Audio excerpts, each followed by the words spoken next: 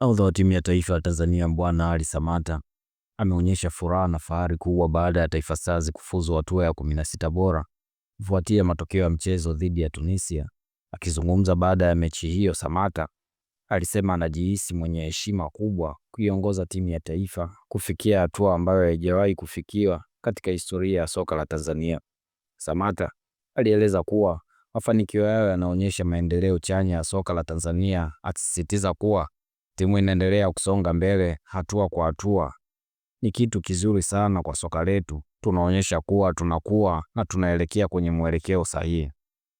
Alipoulizwa kuhusu hali ya wachezaji kabla ya mechi hiyo muhimu, Samata alikanusha vikali madai ya kuwepo kwa wachezaji waliokata tamaa. Alisisitiza kuwa kila mchezaji alikuwa tayari kikamilifu na mwenye morali ya hali ya juu kwa ajili ya mechi. Ingawa Stars haikufanikiwa kushinda mchezo huo, Samata alisema kufuzu hatua hiyo ni ushindi mkubwa unaostahili kusherekewa.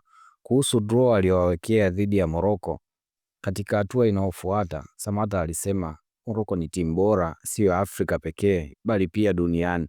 Hata hivyo, aliongeza kuwa Tanzania ina benchi la ufundi imara chini ya kocha Gamondi ambaye ana mbinu nzuri na ataandaa timu vizuri kwa ajili ya mchezo huo mgumu. Samata aliwataka